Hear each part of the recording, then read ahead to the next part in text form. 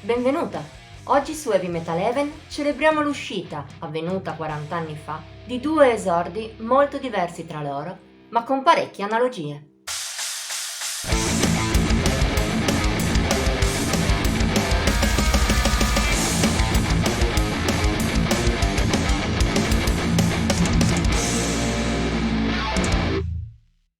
Il biennio 1980-1981 fu senza dubbio l'apogeo del movimento New Wave of British Heavy Metal.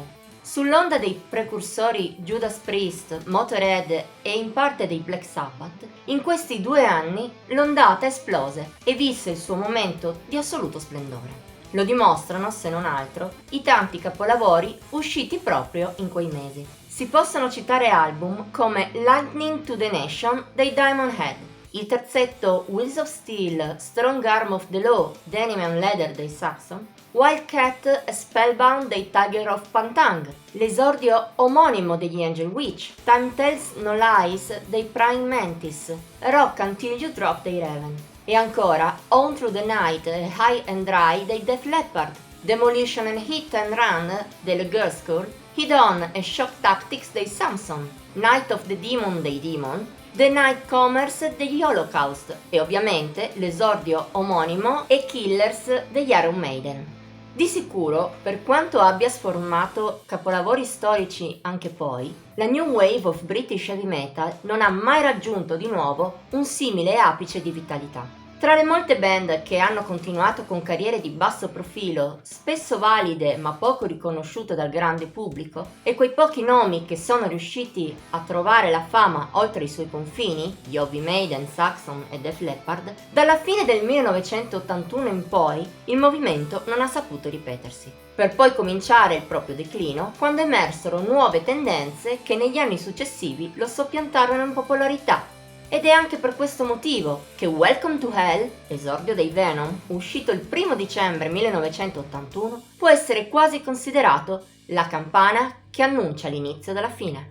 Da un lato, è vero che il trio nato a Newcastle upon Tyne nel 1978 apparteneva in pieno alla New Wave of British Heavy Metal, almeno sul versante musicale, in cui all'inizio la band non si allontanava molto da ciò che stavano facendo Saxon, Raven e soprattutto i Motorhead, una grande ispirazione in fatto di velocità, influenze punk e in generale nelle sonorità.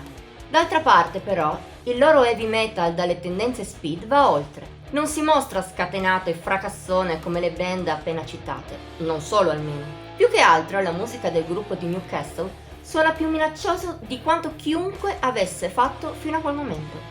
E in generale i Venom portano l'oscurità ancora oltre. Lo fanno, per esempio, a livello lirico, con un satanismo mai così diretto. Se il gruppo, per sua stessa missione, era più ironico che altro nell'affrontare simili tematiche, è vero che all'epoca dovette avere un bel impatto sui giovani metallari e rappresentare uno shock notevole per i più puritani. Ma la vera rivoluzione di Welcome to Hell è soprattutto negli elementi stilistici. Per esempio, si può citare il basso di Kronos, che aumenta ancora il voltaggio rispetto alla lezione data dal gruppo di Lemmy. Unendolo a un amplificatore per chitarre, ne è venuto fuori il cosiddetto suono bulldozer, una delle invenzioni per cui i Venom sono famosi, nonché una caratteristica che si sposa bene con la voce dello stesso Kronos, acida come non si sentiva spesso nel metal.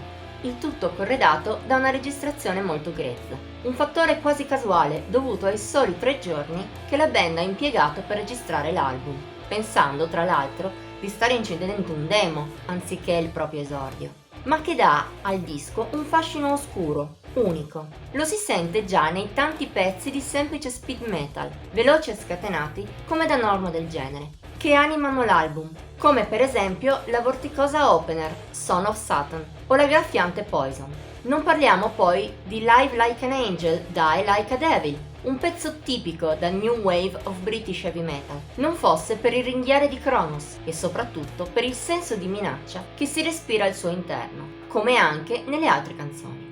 E un senso anche più forte in brani come la celebre title track Welcome to Hell, truce già a livelli che poi si raggiungeranno in futuro nel thrash o nel metal estremo.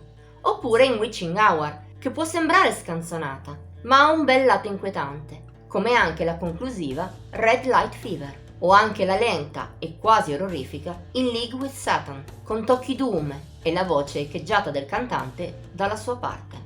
Anche il resto tuttavia è seminale. Non è quindi un caso se in seguito thrash, death e soprattutto black metal hanno saccheggiato a piene mani i Venom per quanto riguarda sonorità, registrazione grezza, tematiche liriche, immaginario e persino i titoli delle canzoni, se gente come Mayhem, Sodom e Angel Dust prendono nome tutti da tracce di quest'album.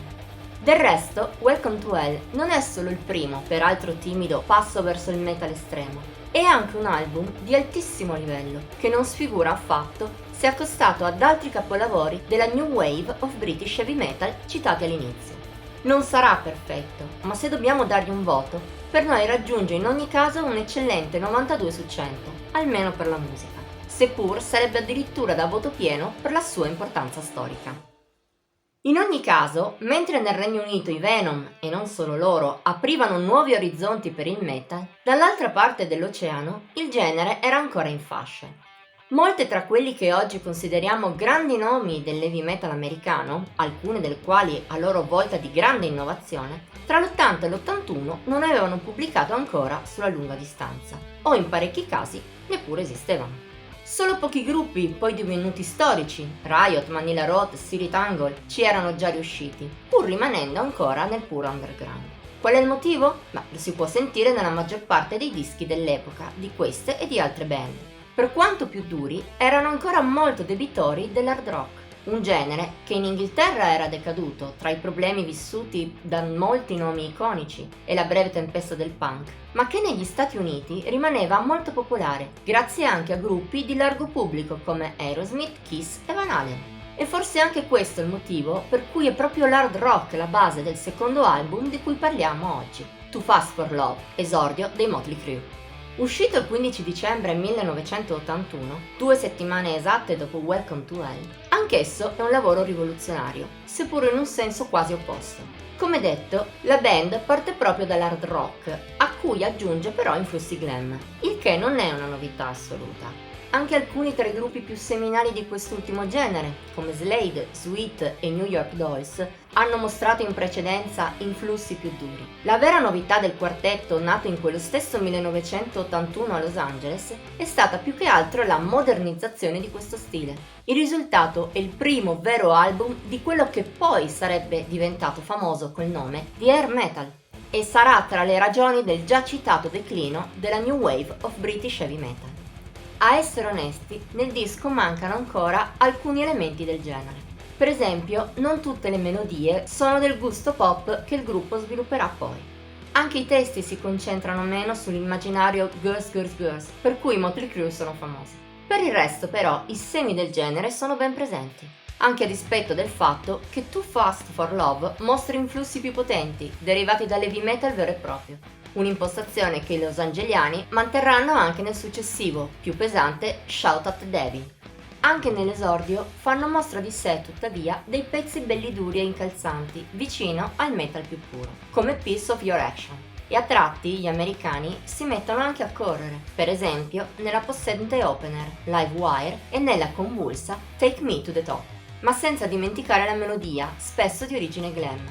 Già molto presente nei pezzi appena citati, si fa ancora più catturante in brani del calibro della sguaiata Come On and Dance, la catchy Starry Eyes, la divertente Too Fast for Love e soprattutto Public Enemy No. 1. Non solo è il pezzo migliore del disco, insieme alle canzoni più pesanti. Con la sua attitudine ruffiana è la canzone che anticipa meglio cosa l'air metal diventerà da lì a poco. Da citare anche Merry Go Round, seppur a nostro avviso appaia ripetitiva fino alla lagna, tanto da rappresentare di gran lunga il punto più basso del disco. Ha comunque una sua importanza, visto che precorre un'altra tendenza dell'hard anni 80, ossia la ballata nostalgica e strappalacrime. Ha tanti difetti Too Fast for Love, questo sì. Per cominciare, il suono è molto grezzo, per nulla patinato come capiterà al gruppo americano in seguito. Inoltre, non tutti i brani sono eccellenti, e anche i migliori non riescono a raggiungere la perfezione. A pesare è la giovinezza e l'immaturità del gruppo al tempo, ben udibili attraverso la scaletta. In fondo i Motley Crue erano pur sempre una band di 4 ragazzi che sperimentavano qualcosa di nuovo, senza aver bene in mente una direzione definitiva da prendere, ma che, come il fuoco che cova sotto la cenere, tra le righe mostrano già la classe assoluta di album come Shout at the Devil e Dr. Feelgood. Di sicuro parliamo di un disco valido e piacevole, anche a tanti anni di distanza. A volerlo esprimere in numero, per noi si merita lo stesso un 86 su 100. In questi giorni del dicembre 81 è probabile che nessuna delle due band immaginava come la loro musica sarebbe diventata una base su cui costruire le due principali tendenze che domineranno gran parte degli anni 80. Forse in parte ci credevano i Motley Crue con la loro attitudine da rockstar che li portò a essere tra i leader assoluti delle correnti air e pop metal. Più difficile che lo facessero i Venom. Con loro prendersi poco sul serio già da soli, chissà se pensavano di diventare il punto d'origine in primis dell'intero movimento thrash, col successivo album black metal soprattutto, e che, più in là, avrebbero influenzato così tanto il black metal, con migliaia di band che ancora oggi ripetono certi stilemi già presenti in Welcome to Hell. Di certo, entrambi i dischi hanno fatto la storia del metal, seppur in maniera diversa. Così, poco importa se entrambi oggi possono sembrare ingenui. Lo è di certo Too Fast for Love, che perde la sfida su tutti i fronti col successore in fatto di solidità, ispirazione e potenza. Ma in special modo lo è Welcome to Hell, e non solo perché black metal è anche meglio per oscurità e cattiveria. Piuttosto è abbastanza ovvio che la sua aggressività può sembrare quasi tenera oggi a chi a colazione mangia pane e blast beat. Questo tuttavia non è un buon motivo per sottovalutarlo. Se ami il metal estremo, è un album che dovresti possedere per capire da dove ciò che ami ha avuto inizio. Come dovresti correre a recuperare l'esordio dei Motley Crue se ami l'hard rock anni 80. Non sarà il miglior esempio del genere, ma è comunque buono. E come l'altro con cui ha condiviso questa retrospettiva, è un disco storico e importantissimo, che merita una celebrazione a 40 anni dalla pubblicazione. Bene, la retrospettiva finisce qui. Se ti è piaciuto questo video, metti un like, condividilo e magari commentalo dicendo se ti piacciono questi due album o se preferisci uno o l'altro. Iscriviti al canale, clicca la campanella per rimanere sempre aggiornato sui nostri nuovi video e seguici sui nostri social. Ci trovi su Facebook, Instagram e Pinterest. Ci vediamo la prossima volta!